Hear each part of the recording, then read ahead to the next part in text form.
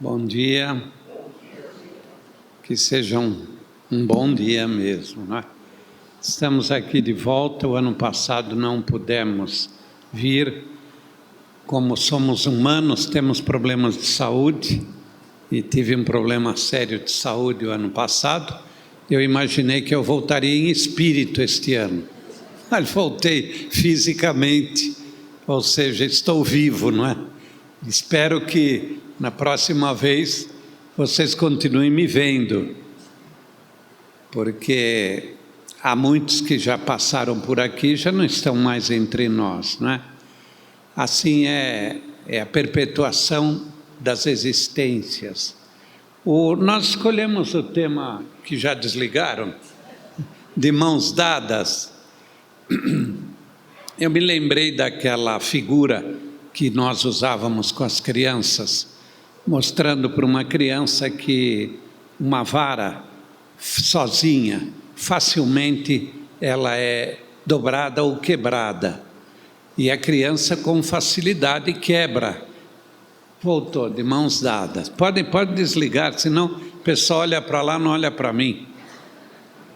E facilmente quebra essa vara. Mas se nós juntarmos um feixe de varas, a criança e ninguém conseguirá quebrar, mostrando que a união entre as forças entre nós supera a expectativa que temos. Só que para você se unir a outra pessoa, quando você vai comparar a sua força à força dos outros, você tem que ter a humildade de reconhecer que nem sempre você é o mais forte, que geralmente os outros são mais fortes do que você. Embora você esteja colaborando com os outros colaboram muito mais com você. André Luiz tem uma frase que diz, não se esqueça que, embora você sinta a falta dos outros, os outros não sentem falta de você. Então é isso, a gente tem que ter a humildade de reconhecer que é um número no meio da multidão e que nós precisamos muito mais dos outros do que os outros de nós. E essa necessidade de andarmos juntos é que faz com que as famílias permaneçam unidas, com que as sociedades se mantenham, os países, e de uma certa forma o planeta Terra procura se manter unido dentro das mais diferentes culturas que existem. Ontem recebi uma live que não tem muito a ver com a nossa palestra, mas achei interessante porque nós vamos acabar encontrando um gancho. Um amigo meu do Rio de Janeiro mandou, contando que nas reuniões públicas em que o Chico Xavier, ele sempre fazia um pequeno evangelho e depois se separava numa sala para receber as psicografias. E na parte primeira, onde ele fazia o evangelho, uma vez eu participei, era muito interessante, sentávamos todos à mesa, lia uma passagem do evangelho, se fazia alguns comentários e ele se retirava.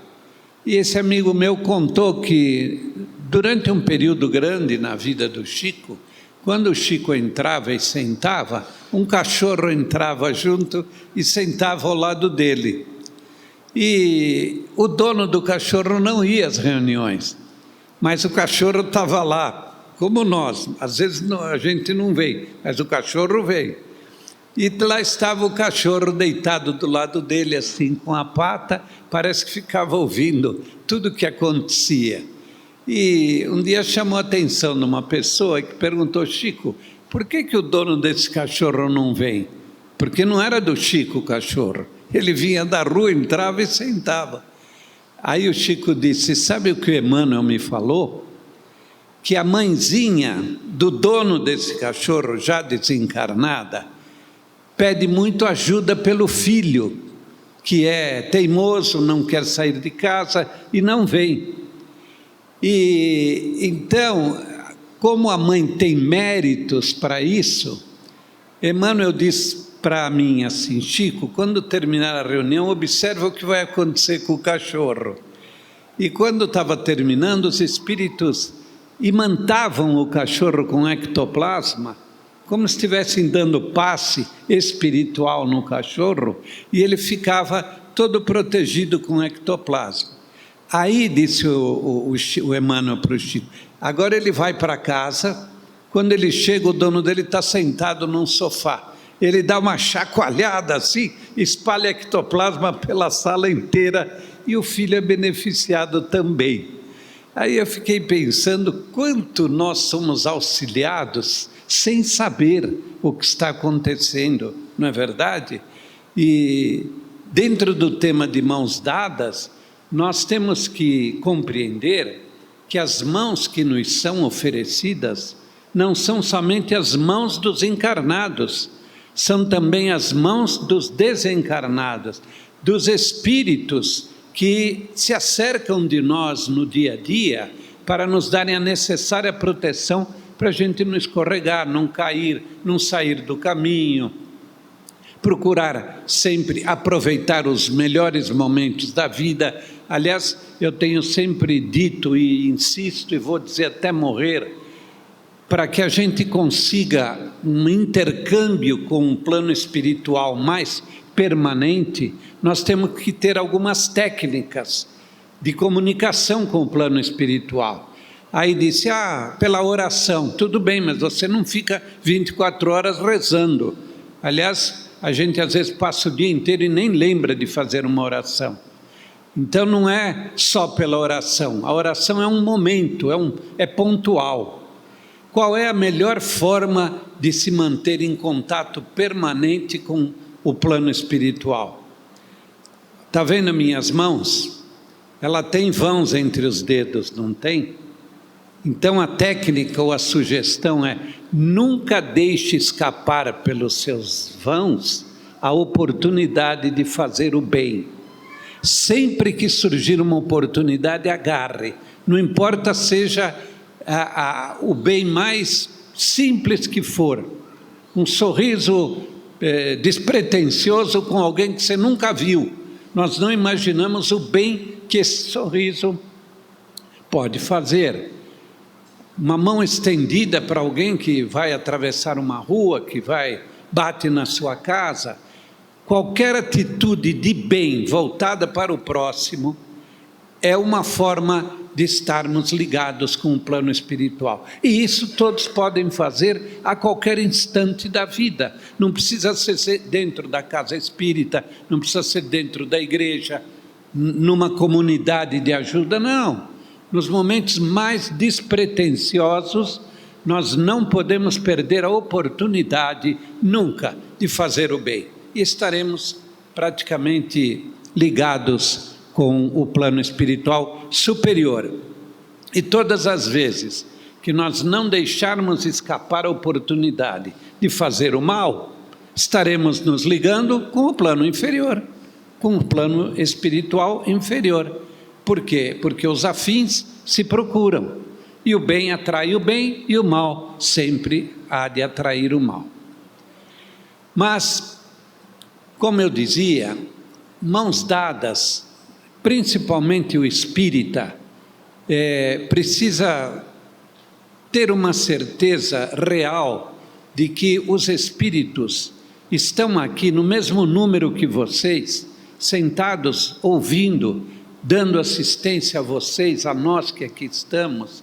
Nós não os vemos, mas, segundo os relatos, principalmente de André Luiz, as casas espíritas são repletas de espíritos que vêm em tratamento, vêm em socorro, vêm em trabalho, como nós vamos. E assim que nós desencarnarmos e tivermos o equilíbrio de nos reencontrarmos no plano espiritual, nós continuaremos frequentando da mesma forma que estamos aqui.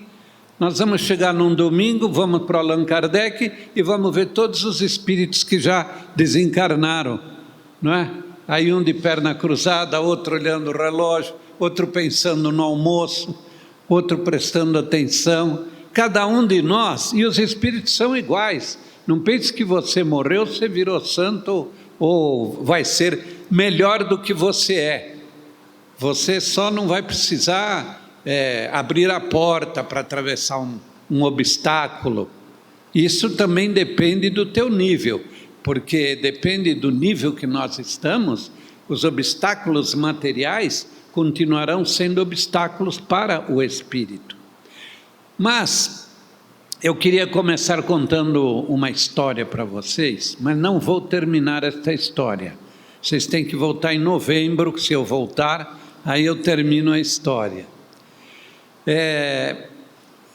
E isto aconteceu realmente, é um fato real. Só que a gente dá uma ajeitada para introduzir na palestra e no tema que nós usamos. Conta-se que haveria um concerto de piano numa grande sala de música nos Estados Unidos. Eles iriam receber um pianista e compositor alemão que viria se apresentar. E a plateia era seleta não só pelo alto valor da entrada do espetáculo, mas porque músicas clássicas, eruditas, são procuradas por pessoas que têm uma cultura, uma iniciação diferente na música. Então era uma plateia bem seleta, mas a sala já estava repleta. E dentre todos, na segunda ou terceira fileira, havia uma senhora de meia idade, com uma criança de 9, 10 anos, que ela tinha muita vontade que seu filho se tornasse um pianista. Então ela achou que levando o filho, ele se interessaria, se entusiasmaria para estudar piano. E esse menino estava começando a estudar piano. E ele sentou lá, normalmente eles têm um piano de cauda muito bonito, que é ilustrativo, então as cortinas ficam abertas e o público fica observando, admirando o palco, admirando o piano, às vezes os móveis, e sempre conversando baixinho. E não perceberam, esta mãe estava conversando com uma amiga, não percebeu que o filho saiu da cadeira, foi andando, subiu as escadas do palco. Quando o pessoal olhou, viu uma criança atravessando o palco. Alguns pararam de falar, outros cochicharam: o que esse moleque está fazendo aí? Será que a mãe dele não vê o que ele está fazendo? Aí ele foi e sentou no piano. Quando ele sentou no piano, o pessoal ficou quieto para ver o que ele ia fazer. Aí ele levantou a tampa do piano e começou a tocar o bife. Lembra aquela pam pam pam pam pam pam pam pam pam pam pam pam pam pam pam pam pam? Não é assim o bife? E eu sou vegetariano, então eu sei mais ou menos o bife, né? Pam pam pam pam pam pam pam pam pam pam pam. Aí o público começou a reclamar: o que tira esse moleque daí? E o pianista estava lá atrás da coxia, começou a ouvir o piano, pam pam pam pam pam pam pam. E o público reclamar. Que atitude tomaria esse pianista? Ele vestiu o fraque dele e a passos lentos foi atravessando o palco. O público parou até de falar, de reclamar, esperando a atitude do pianista. Com certeza iria pôr esse menino para fora. Ali não era lugar de tocar o bife, né? E o pianista foi se aproximando do menino, e o menino não percebeu e continuava lá. Pá, pá, pá, pá, pá. Quando ele fez pá, o pianista pôs a mão nas costas dele. Quando pôs a mão nas costas dele, ele se assustou, parou e olhou para o pianista.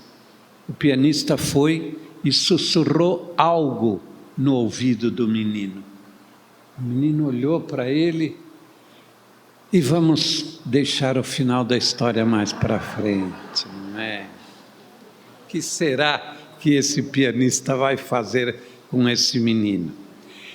Mas, em 1867, eu trouxe exatamente para chamar a atenção de vocês, a Revista Espírita. Ela foi escrita por Allan Kardec, todos os meses saía um mês da revista. E depois que ele desencarnou, os espíritas encadernaram todos os números de 1857 a 1869, compondo acho que 12 edições desta. E em 1867, eu sempre procuro pesquisar aqui alguns fatos para trazer ao público. E eu vou ler 2 ou 3 frases só, porque não se lê em palestra, não é? Mas aconteceu o seguinte: uma menina de 2 anos e 11 meses, chamada Eugène Colombe, isso na França. E é Kardec que conta essa história. Tá bem aqui o microfone? Essa menina, aos 2 anos, já sabia ler e escrever perfeitamente. Além do mais, tinha condições de sustentar o mais sério exame sobre os princípios da religião cristã, sobre gramática francesa, geografia, história da França e sobre as 4 operações de aritmética, aos 2 anos de idade. E aí vai falando, essa admirável menina começou a falar muito distintamente com a idade de 4 meses. E eu termino minha parte dizendo: sua mãe é professora, e é ela que dirige a instrução da menina. Em minha presença, diz Kardec, que foi visitá-la, em minha presença, interrogou-a sobre o catecismo, a história sagrada desde a criação do mundo até o dilúvio, os 8 primeiros reis da França e diversas circunstâncias relativas a seus reinados e ao de Napoleão. Quanto à geografia, a menina citou as 5 várias capitais e vai para frente. O que eu quero chamar a atenção são, já desde aquela época, Kardec se interessava muito pelos fenômenos que comprovariam não só a existência, mas a imortalidade da alma. E ele traz vários relatos semelhantes durante todas as revistas. Se vocês procurarem para pesquisar, vão encontrar coisas muito interessantes. E este fato está registrado, ele fazia pesquisa, essa menina, uma demonstração inequívoca da experiência já obtida de outras encarnações. Mas lá em Águas da Prata nós temos uma criança que me chamou muito a atenção. O pai dela é um policial, tem uns 40 anos, a mãe trabalha numa farmácia, e esse menino tem em torno de 6 anos, é Flávio o nome dele, João Flávio ele chama, o pai chama João. Esse menino, nós conhecemos ele pessoalmente, ele traz uma tendência ao clero de uma evidência inequívoca e inexplicável, se não for pelo processo da reencarnação. E fui conversar com os pais dele e eles me contaram que o menino tem uma paixão por São Bartolomeu, ele sabe tudo sobre São Bartolomeu. E ele tem cerca de 200 imagens de santos da Igreja Católica, tem em casa umas 200 imagens. Ele já foi entrevistado na rádio, ele é chamado nas igrejas, ele conhece, só de olhar, qualquer imagem que você mostrar, ele sabe o nome daquela imagem, a biografia daquela imagem, é uma coisa inacreditável. Ele realmente é uma criança que chama atenção. E ele disse que quer ser padre.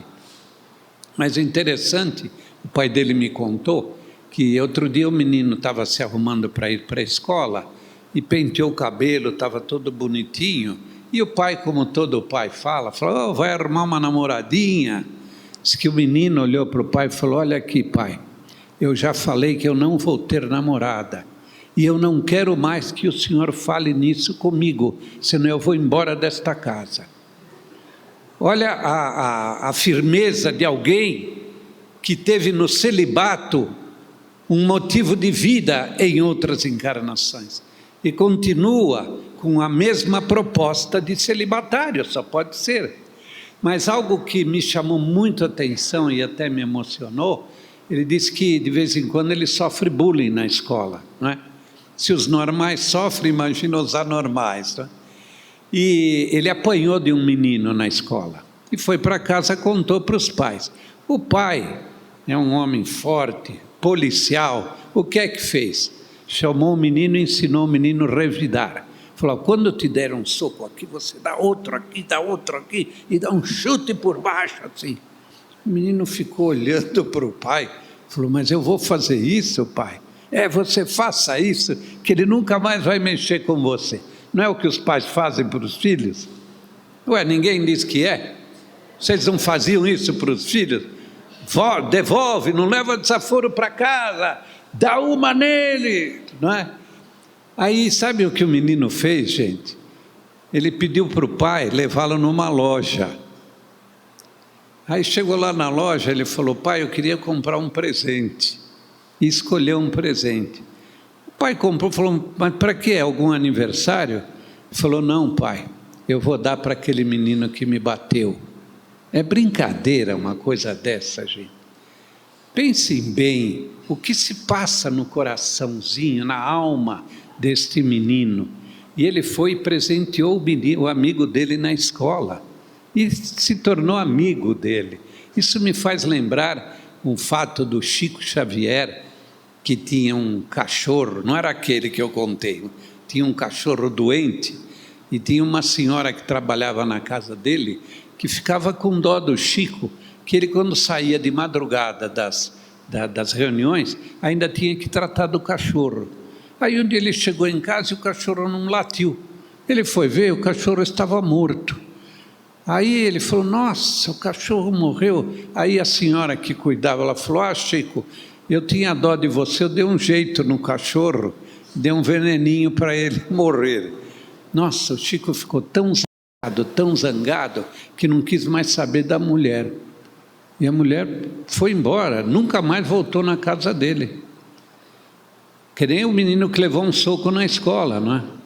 Aí o Emmanuel falou com ele, e disse, Emmanuel, o Chico falou para o Emmanuel um dia, Emmanuel, eu não sei o que eu tenho no coração, parece que alguma coisa me perturba por dentro. Aí o Chico falou, você quer ficar aliviado disso? Pois dê um presente para aquela senhora que você mandou embora. Ah, não, isso não, o Chico falou, ela matou o meu cachorro. Falou, pois então vai ficar com a dor no coração. Aí diz o Chico que num fim de ano que ele recebeu, ainda não era 13º, não é? Ele recebeu, como é que chamava? Abono. O abono, ele comprou uma máquina de costura e levou na casa desta senhora. E esta senhora, quando viu o Chico entrar com aquele presente, ela abraçou chorando o Chico e pediu perdão.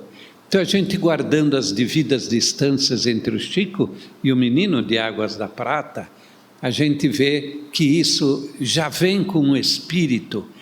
Isso serve para a gente se comparar, como eu reagiria diante de um bullying no meu filho, como eu reagiria diante de alguém que matasse um animalzinho de estimação minha, ou maltratasse um filho meu. Essas reações que nós temos, e que são perfeitamente aceitáveis, porque somos humanos, e temos um limite de tolerância, na verdade, para os grandes espíritos, isso já é superável. E se nós os temos como objetivo de vida, eu quero um dia chegar a ser como o Chico foi, eu tenho que começar a me preparar agora, demorando mais tempo para devolver o mal que me fizeram, não ser tão imediato, orar por aquela pessoa e, se possível, não é? Trabalhar pelo bem daquela pessoa. Mas o último fato que os pais desse menino me contaram foi interessante. Diz que na Semana Santa, que nós estamos agora, né? Há uns 2 anos atrás, ele, na sexta-feira da Paixão, ele, diante da imagem de Jesus, que ele tem na casa dele como se fosse igreja, né? tem a imagem de Jesus, ele deitou no chão e ficou com os braços abertos. E a mãe falou: ô Flávio, o que você está fazendo, né? Falou assim: mãe, eu quero ver se eu sinto um pouco da dor que Jesus sentiu.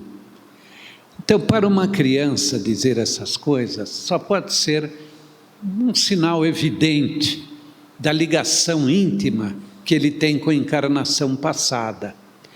E nós temos que estar de mãos dadas com esse conhecimento que a doutrina espírita nos traz, porque isso ilustra muito bem os problemas de nossa vida. Uma ocasião, Emmanuel, num dos comentários, num dos livros dele, ele diz: se você quer saber quem você foi na vida passada, basta observar o que você é hoje, o gosto que você tem, não observar o seu físico, porque não tem nada a ver com o físico da outra encarnação, mas as suas tendências, o seu gosto, o seu interesse, o prazer que você tem, aquilo que te atrai, é exatamente o que trazemos da encarnação passada. E a doutrina espírita, ela baseia todo o escopo sobre o qual nós nos assentamos, sobre 5 pilares muito importantes que Kardec nos coloca. E é sobre esses pilares que é construída toda a doutrina espírita. E é importante que a gente tenha uma noção dessas colunas onde Kardec apoiou a doutrina, para verificarmos que ela, embora seja considerada uma religião, mas ela pouco tem a ver com as outras religiões, porque ela tem um escopo muito mais voltado para a razão e para um sentimento inteligente do que para uma fé cega. E a doutrina espírita é apoiada em 5 colunas mestras. A primeira é Deus, a segunda é a imortalidade da alma, a terceira é a comunicabilidade com os espíritos, a quarta é a pluralidade das existências e a pluralidade dos mundos habitados. Nessa sequência lógica que Kardec nos coloca a doutrina, nós encontramos a resposta para todas as nossas dúvidas existenciais e principalmente os problemas familiares, que são os que estão mais próximos a nós e que mais nos afligem. Quanto a Deus, é interessante que Deus, ele está presente em todas as religiões no mundo todo. E Deus é visto como um ser imaginário, embora nós o tenhamos como real, mas ninguém tem a capacidade de intelectualizá-lo, de vê-lo. Não é? Deus é tão grande que extrapola a nossa imaginação. Nós sabemos que Deus criou tudo, mas não conseguimos dizer como Deus existe. Ninguém sabe como Deus existe. E todas as religiões se dirigem a Deus como sendo uma pessoa, uma personalidade. E vem Kardec na primeira questão do Livro dos Espíritos, e ao invés de perguntar para os espíritos quem é Deus, ele pergunta o que é Deus. Veja a diferença na pergunta, e os espíritos respondem: é a inteligência suprema, causa primária de todas as coisas. Ou seja, causa primária de onde tudo se origina é de Deus. Então a compreensão que a doutrina já nos dá da figura de Deus, aonde nós podemos vê-lo através de suas obras e não através da figura dele, aonde nós procuramos nos ver como a semelhança de Deus, e na verdade nós colocamos Deus à nossa semelhança, porque achamos que Deus é vingativo, que Deus pune, que Deus manda para o inferno, Deus manda para o céu, Deus faz você nascer com problemas, Deus criou o anjo, criou o demônio. Tudo isso é Deus à nossa imagem e semelhança, quando na verdade nós devemos ser a imagem e semelhança de Deus. Portanto, Deus é universal, ele cabe em todas as doutrinas, mas com uma compreensão diferenciada. Na segunda coluna que ele põe a imortalidade da alma, é muito interessante também, porque todas as doutrinas cristãs, todas, são espiritualistas. Por que espiritualistas? Porque todas acreditam na existência da alma. Pode pegar qualquer doutrina cristã, e mesmo que não sejam cristãs, acreditam na existência da alma. Portanto, todas as religiões são espiritualistas. E a doutrina espírita, além de espiritualista, ela tem um conceito espírita da imortalidade da alma. Portanto, nós somos espiritualistas e espíritas, e as outras doutrinas são apenas espiritualistas. Mas qual a diferença? A diferença é profunda, porque de um modo geral, com algumas exceções de doutrinas orientais, a alma, quando nós desencarnamos, ela fica num estado de inanição, num estado de dormência, de expectativa da volta de Cristo, da ressurreição, e ficam dormindo, ficam num estado cataléptico, dormindo, não sabemos como, mas a descrição das religiões é que elas ficam esperando o retorno de Cristo para ressuscitarem. Enquanto que a doutrina espírita vê essa afirmação algo muito infantil, sem absolutamente desprezar a crença dogmática que as outras doutrinas têm, mas a doutrina espírita enxerga de forma dinâmica, ou seja, você não morre coisa nenhuma, você continua vivendo, existindo, pensando, agindo, exatamente como nós mudamos de plano, nossa alma é ativa, é dinâmica, ela vai continuar sofrendo, vai continuar sorrindo, vai continuar buscando os interesses dela. Vocês sabem que muitos espíritos, a grande maioria dos espíritos, que ao desencarnarem se acreditam em estado dormente, eles ficam dormindo mesmo, depois reencarnam e nem sabem que morreram. Quantos de nós morremos e não sabemos que morremos? Continuamos andando, procurando, falando, tentando trabalhar, entramos em loucura quase, porque as coisas não são como com o corpo físico, por falta de conhecimento. E a doutrina espírita nos permite ter o conhecimento da vida espiritual. Agora até filmes estão fazendo sobre a vida espiritual. Há centenas de livros relatando nossa vida no plano espiritual. E é isso que nós vamos viver. Portanto, nós, como espíritas, estamos preparados, embora não queremos, para morrer. Porque nós sabemos que vamos continuar convivendo com as pessoas de nossa afinidade. Aliás, aí vem uma outra característica para os espíritas abrirem os olhos, que ao desencarnar, não vão estar com as pessoas queridas suas, não. Nós vamos estar com as pessoas que têm aproximadamente o mesmo nível moral que nós temos. A aproximação entre espíritos se dá por afinidade, e afinidade é algo natural, não é forçado. Nós aqui, quando entramos, damos uma olhada e vemos as pessoas que nós queremos e vamos sentar ao lado delas. Este eu não gosto muito, eu vou sair de perto dele. Aquele lá, vou bater um papo com ele. Aquele lá tem que me dar uma resposta. E nós vamos nos acomodando. Entre os espíritos, isso se dá no plano intelectual, mas só acontece se você estiver no mesmo nível vibratório daquele espírito. Portanto, se você quer continuar convivendo com a tua esposa, caso você tenha vivido bem com ela, não é? Porque muita gente não vê hora de se separar mesmo.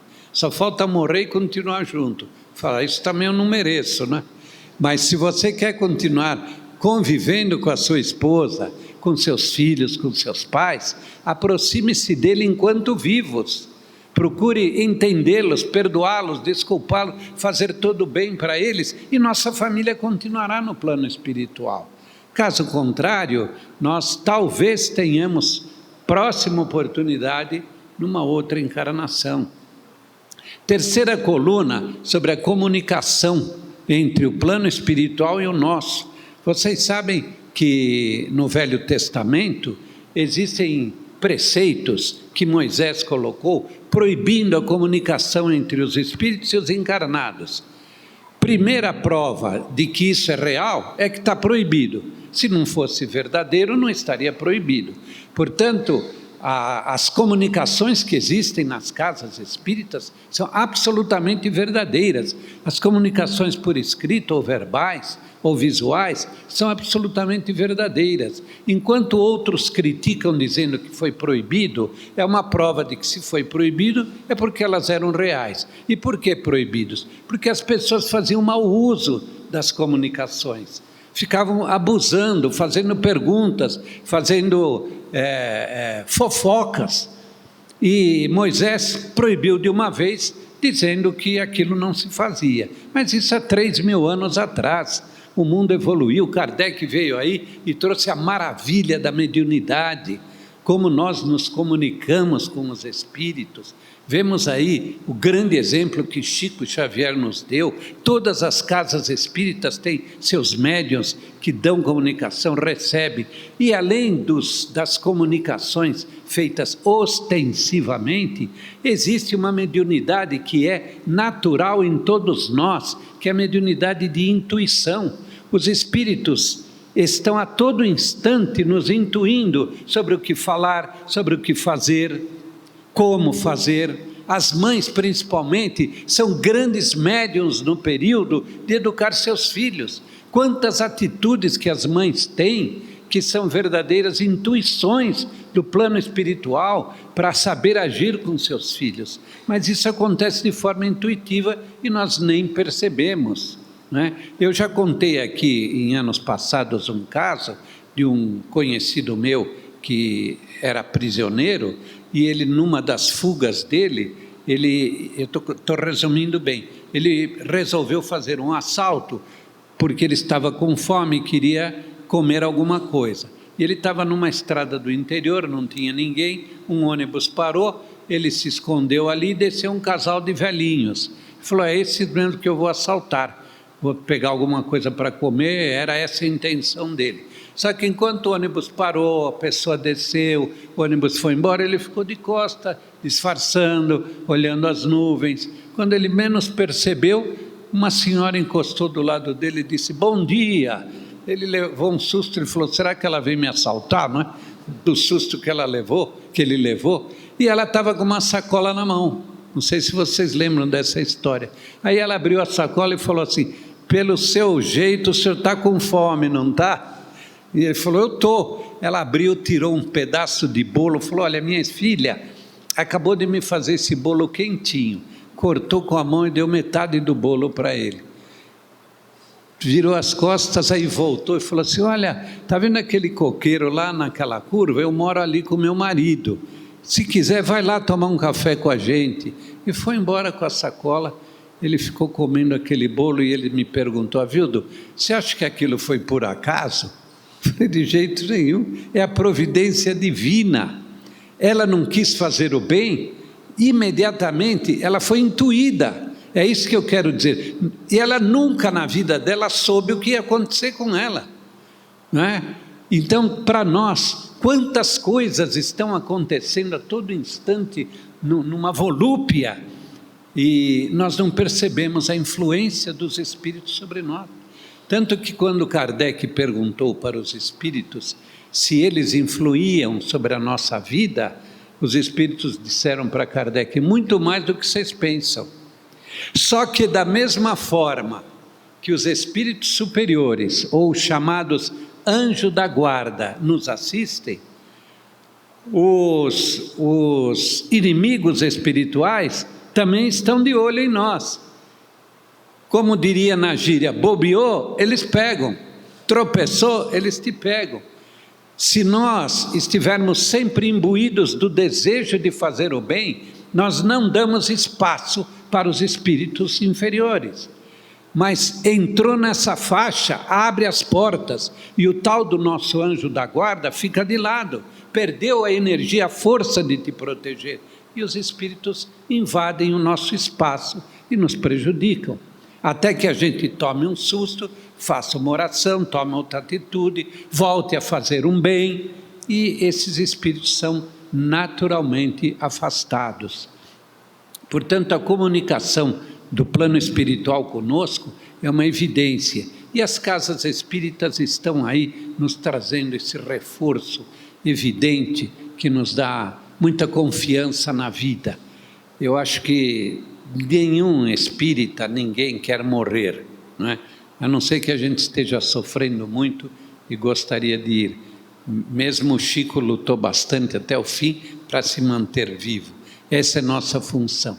Mas ao nos aproximarmos do plano espiritual, nós vamos ter surpresas muito agradáveis. Tenho certeza disso. Mesmo que a gente tenha que passar umas horinhas lá no umbral, ou alguns dias, ou alguns meses, mas temos a consciência de que vamos sair de lá.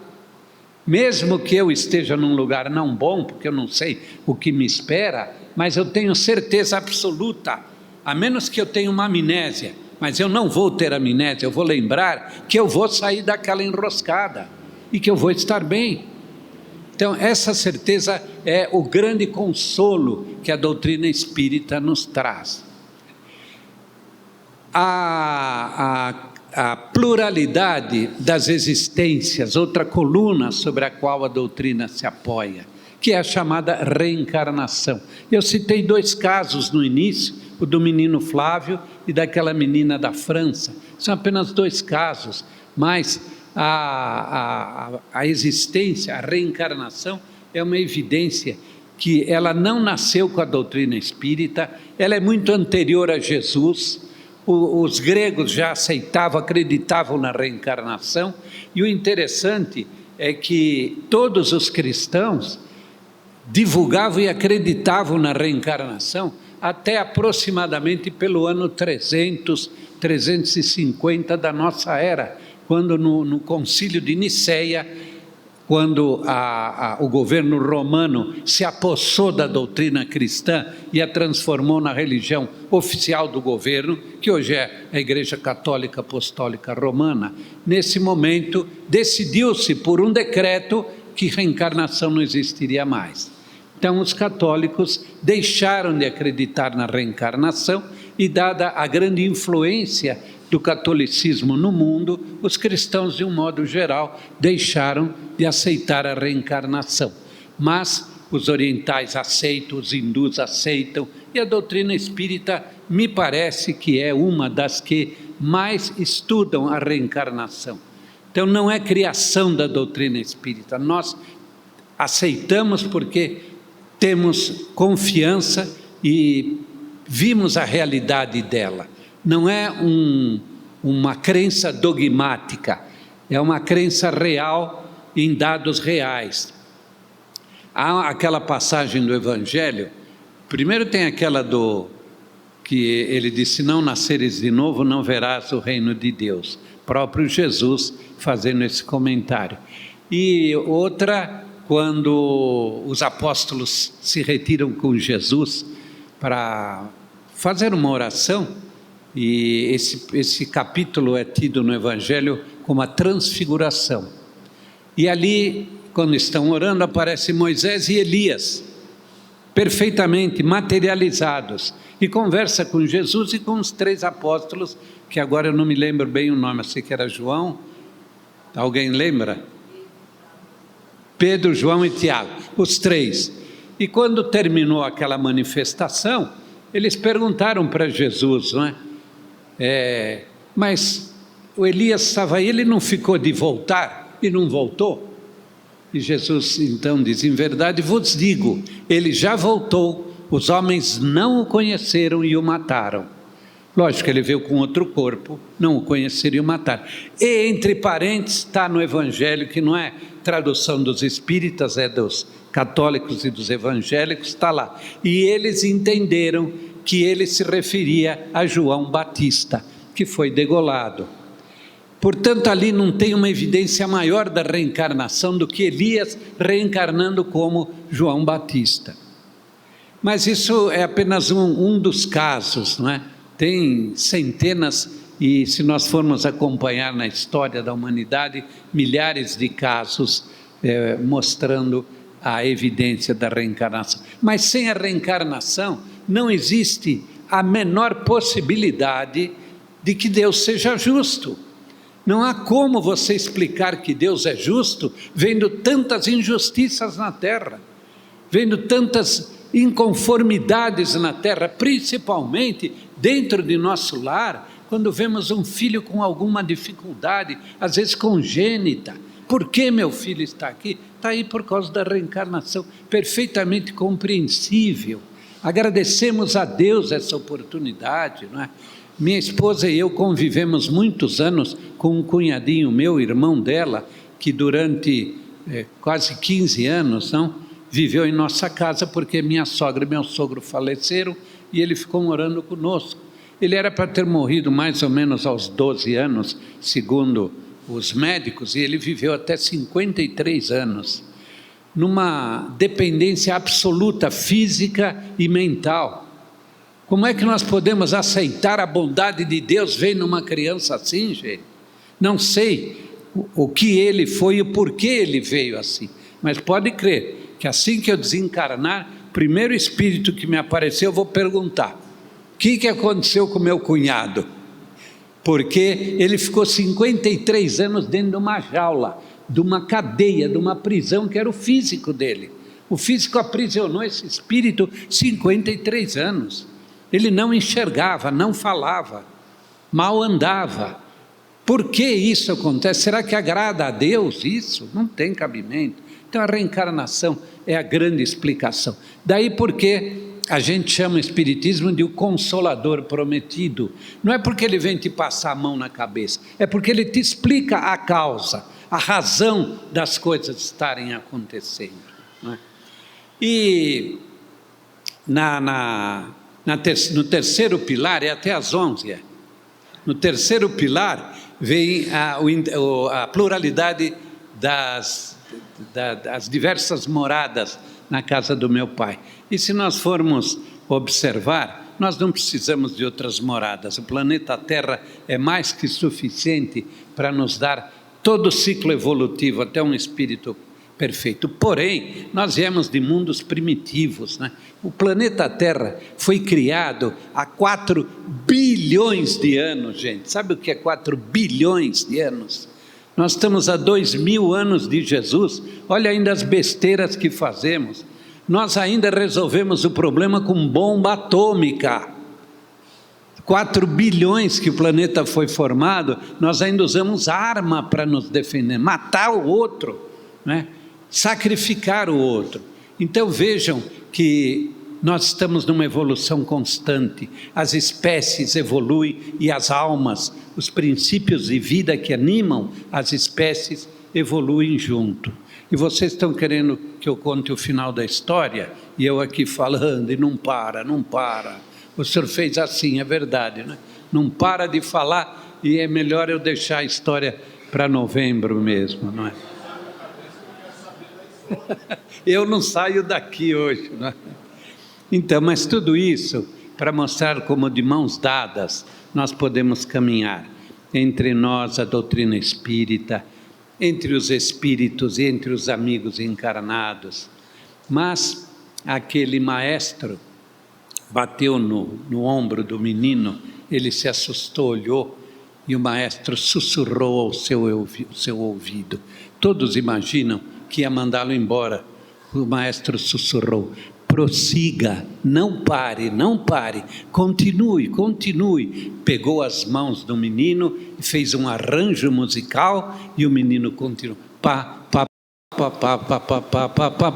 E o maestro tocando um arranjo, transformando numa bela peça musical.